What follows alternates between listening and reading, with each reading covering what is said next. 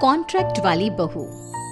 नरेश की माँ अपने बेटे से मिलने दिल्ली आ रही है। इस बात का पता चलते ही नरेश के दिल में हलचल मच जाती है।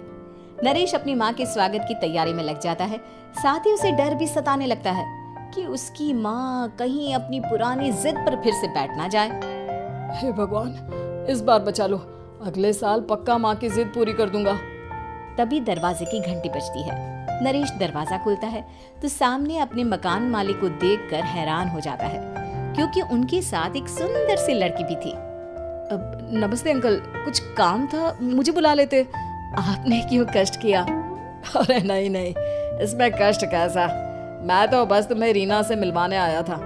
आज से रीना तुम्हारे साथ इसी फ्लैट में रहेगी। अंकल, कोई लड़का फ्लैटमेट नहीं है? एक अनजान लड़की के साथ रहना मेरे लिए थोड़ा अजीब होगा। देखो नरेश, मैं तुम्हें पहले भी बता चुका हूँ कि इस फ्लैट में तुम्हें किसी ना किसी के साथ एडजस्ट करना ही होगा, या फिर तुम अकेले पूरे फ्लैट का किराया दे दो, मैं किसी को नहीं रखूंगा।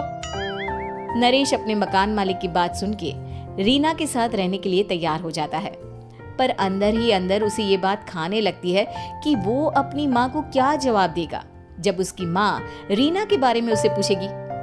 दिन बीतने लगते हैं। नरेश और रीना अच्छे दोस्त भी बन जाते हैं, पर अभी भी नरेश अपनी प्रॉब्लम का सलूशन नहीं ढूंढ पाता। एक दिन नरेश बहुत परेशान सा बैठा होता है। तभी रीना उसे पूछती है, क्या हुआ नरेश, तुम काफी परेशान लग रहे हो, सब ठीक तो है ना? हाँ सब ठीक है, बस एक छोटी सी प्रॉब्लम है। वो एक्चुअली 2 दिन बाद मेरी माँ मुझसे मिलने आ रही है।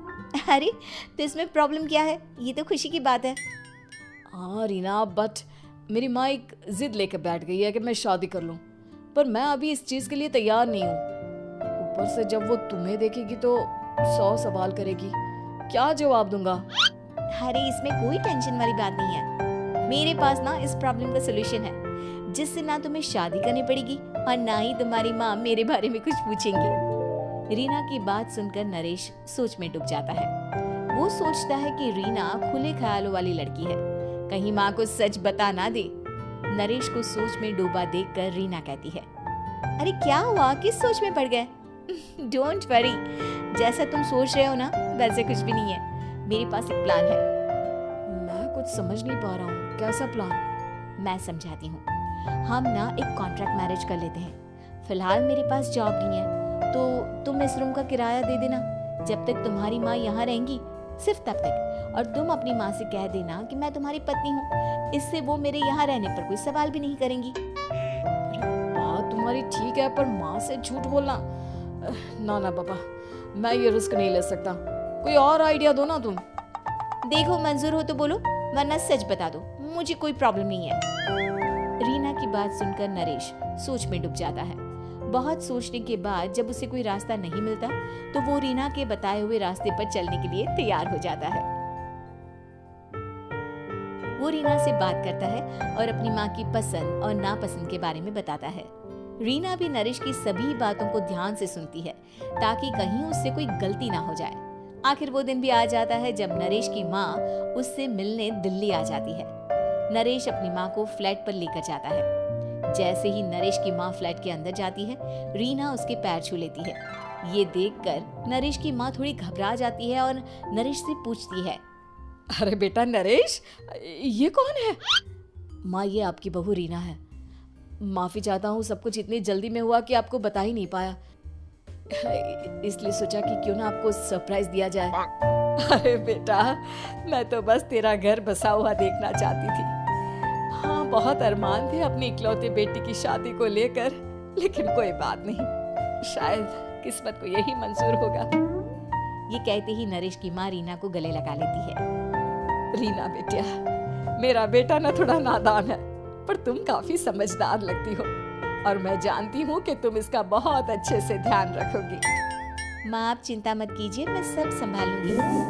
नरेश की माँ अपने बहू और बेटे के साथ खुशी खुशी रहने लगती है।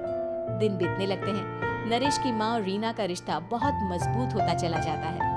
वो दोनों सारा दिन एक साथ रहती और खूब बातें करती। इधर साथ रहते रहते नरेश और रीना भी एक दूसरे से प्यार करने लगते हैं। दोनों को इस बात का एहसास हो जाता है, फिर भी वो इस बात को छुपा कर ही रखते हैं।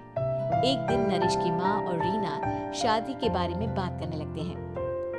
रीना बिटिया, ये तो नरेश ने मुझे बिना बताए शादी कर ली, वरना मैं तो अपनी इकलौती बेटी की शादी इतनी धूमधाम से करती कि सारी दुनिया देखती रह जाती। अच्छा माँ, आप ऐसा भी क्या करती नरेश और मेरी शादी में जो दुनिया देखती रह जाती? अरे बिटिया, एक माँ के अरमान तुम अभी नहीं समझोगी। मैं तो अपनी बहू को एक रानी की तरह लेकर आती और शादी भी बिल्कुल शाही अंदाज में करती, पर मेरे तो सारे अरमान ऐसे ही रह गए। खैर, मुझे तो अपने बेटे और बहू की खुशी चाहिए बस। ये कहते हुए नरेश की माँ की आंखों में आंसू आ जाते हैं। रीना भी ये सुनकर ख्यालों में खो जाती है, क्योंकि वो भी मन ही मन खुद को नरेश की पत्नी और उसकी माँ की बहू मानने लगी थी। शाम को जब नरेश ऑफिस से घर आता है तो रीना खुद को रोक नहीं पाती और नरेश के सामने उसकी माँ को अपने और नरेश के रिश्ते का सारा सच बता देती है। रीना की बात सुनकर नरेश की माँ दोनों से बहुत नाराज हो जाती है और घर वापस जाने की बात करने लगती है। तुम दोनों ने मुझसे सच छुपाकर बहुत ठेस मचाई है मुझे। अब तुम लोगों के साथ नहीं रहना चाहती मैं, कल ही वापस चली जाऊंगी अपने घर। माँ, मुझे माफ कर दो, ये सब मैंने रीना के कहने पर ही किया है, वरना मैं भी आपको कभी ठेस पहुंचाने के बारे में सोच भी नहीं सकता। हाँ माँ, हमने ये सिर्फ आपका दिल रखने के लिए किया, प्लीज हम दोनों को माफ कर दीजिए।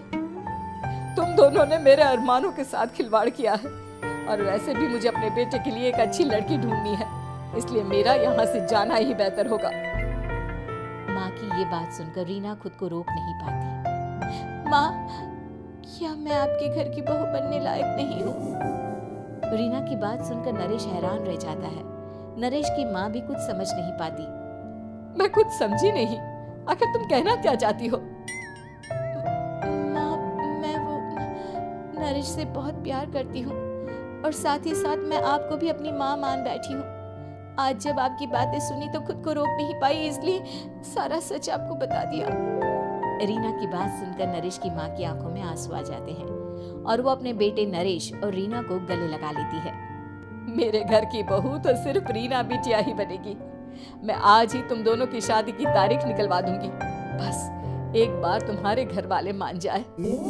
उसी दिन रीना के माता पिता भी उनके फ्लैट पर आ जाते हैं। दोनों परिवार आपस में बैठकर बातें करते हैं और शादी के लिए राजी हो जाते हैं। रीना भी कॉन्ट्रैक्ट फाड़ देती है और कहती है, सही मायने में मैं अब बहू बनूंगी, अब तक तो सिर्फ कॉन्ट्रैक्ट वाली बहू थी।